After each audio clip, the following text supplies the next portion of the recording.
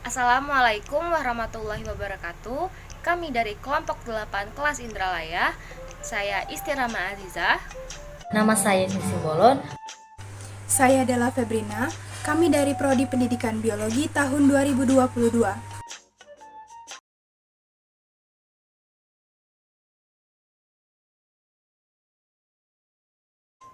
Tujuan: mampu menguasai pondasi saintifik materi biosintesis karbohidrat.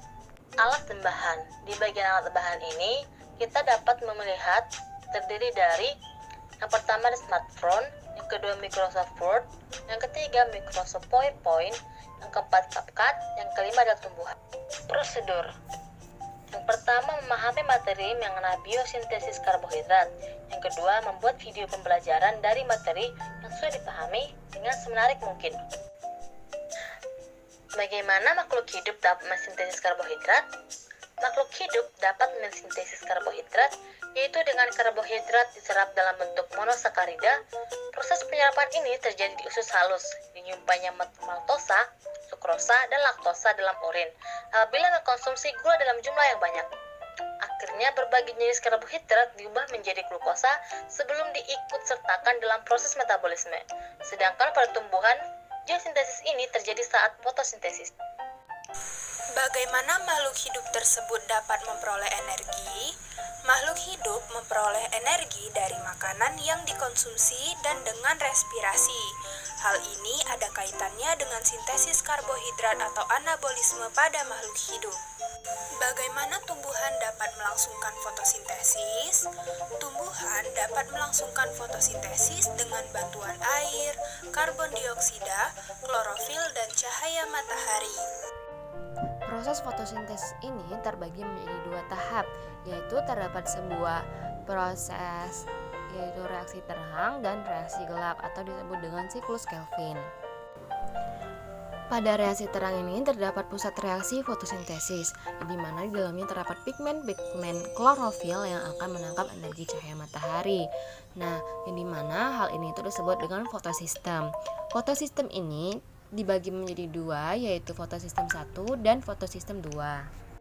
Fotosistem 1 ini paling baik menangkap cahaya dengan panjang gelombang 700 nanometer, sedangkan fotosistem 2 paling baik menangkap cahaya dengan panjang gelombang 680 nanometer. Cahaya matahari akan menyebabkan elektron pada fotosistem tereksitasi dan naik ke tingkat energi yang lebih tinggi. Adapun prosesnya, jadi yang pertama, cahaya matahari akan ditangkap oleh klorofil dalam fotosistem 2 sehingga elektron di pusat fotosistem naik ke tingkat energi yang lebih tinggi dan ditangkap oleh akseptor primer.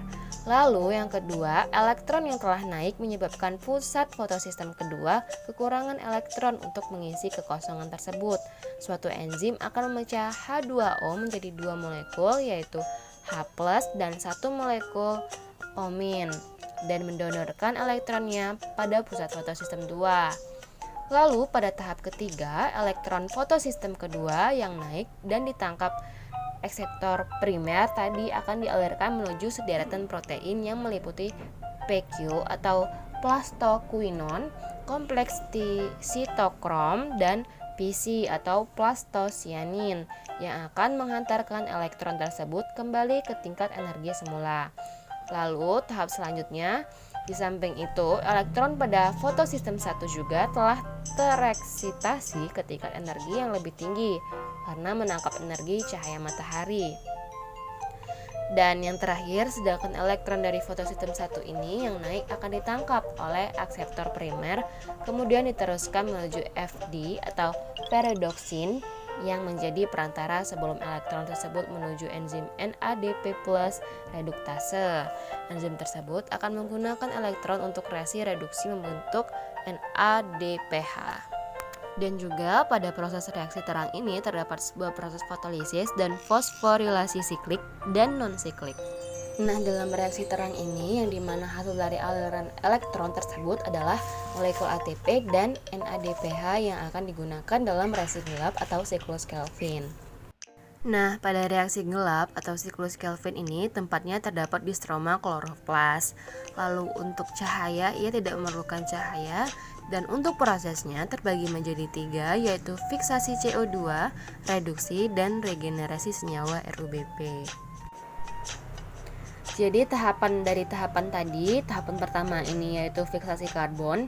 Nah, pada karbon dioksida atau CO2 ini diikatkan ke dalam gula 5 karbon yang bernama RUBP atau ribulosa bifosfat dengan bantuan enzim Rubisco.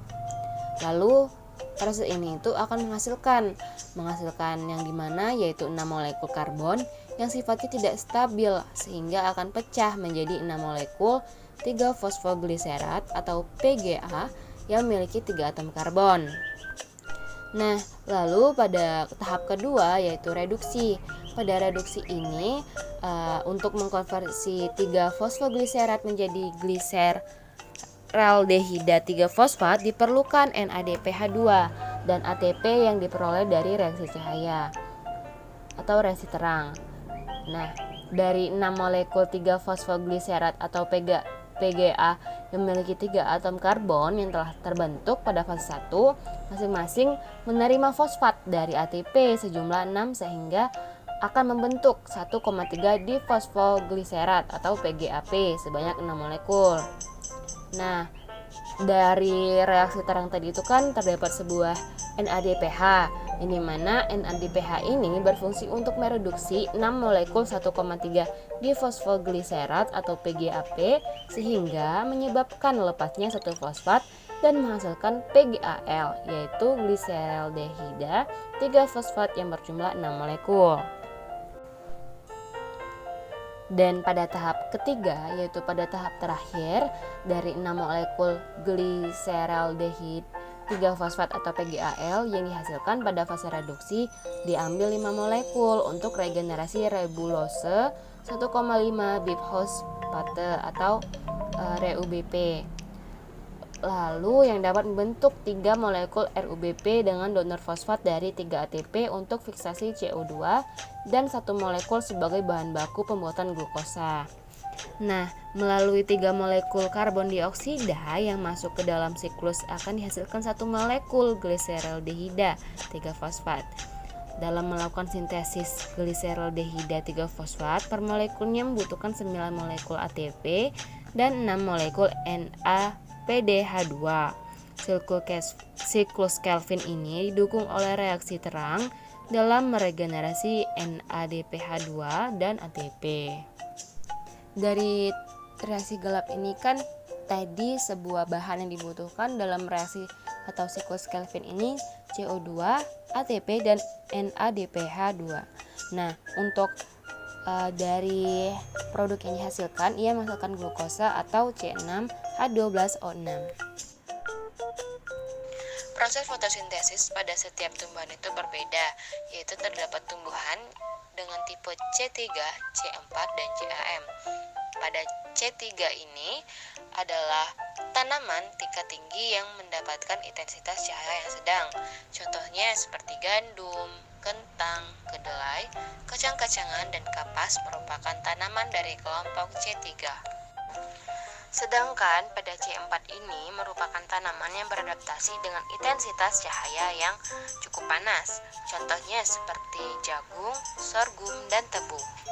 Lalu tanaman CAM itu merupakan tanaman yang dapat beradaptasi dengan intensitas yang sangat panas seperti di gurun.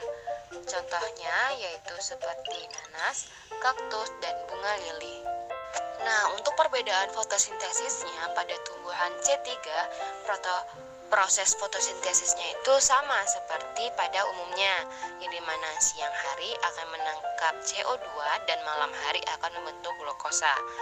CO2 akan ditangkap dengan senyawa RUBP yang menghasilkan produk berupa fosfogliserat. Kemudian diubah lagi fosfogliseroaldehid hingga dikonversi menjadi glukosa dan RUBP kembali. Sedangkan pada proses fotosintesis C4, CO2 ini akan ditangkap oleh PEP atau fosfoenol pirufat yang dihasilkan, sehingga menghasilkan oksaloasetat yang berkarbon 4. Ini disebut C4 karena tumbuhan ini menghasilkan 4 karbon. Nah, sehingga akan diubah menjadi malat dan kemudian akan ditransfer ke bagian sel-sel bandel seed, akan diubah menjadi CO2 lagi, dan CO2 ini akan ditangkap sama RUBP. Sebagian senyawa malat akan diubah menjadi pirufat dan kembali lagi ke atas. Dan senyawa CO2 yang masuk ke bandel seed ini akan terlindungi dari paparan O2 sehingga senyawa lebih maksimal dalam pembuatan glukosanya. Lalu pada CAM, tumbuhannya itu pada siang hari ia menutup dan pada malam hari membuka stomata. Jadi pada saat malam hari ini menangkap CO2 oleh senyawa PEP, kemudian diubah menjadi pirufat atau malat. Nah, malat akan diubah menjadi CO2, kemudian CO2-nya ini akan masuk ke siklus Kelvin. Pada tumbuhan C4 dan CAM, proses fotosintesisnya itu memerlukan sebuah proses, yaitu buka tutup stomata untuk beradaptasi. Adapun kesimpulannya adalah 1. Fotosintesis adalah proses penyusunan senyawa kompleks dari senyawa sederhana pada bagian tumbuhan yang mengandung klorofil dengan bantuan cahaya matahari. 2. Proses fotosintesis dibagi menjadi 2 reaksi, yaitu reaksi terang dan reaksi gelap atau siklus Kelvin. Reaksi terang menggunakan energi cahaya, berlangsung di dalam membran tilakoid dari klorofil, menghasilkan senyawa ATP dan NADPH. Kedua senyawa yang dihasilkan dalam reaksi terang akan digunakan dalam reaksi gelap. Reaksi gelap berlangsung di dalam stroma dari kloroplas dan menghasilkan glukosa. Sekian dari kami, terima kasih.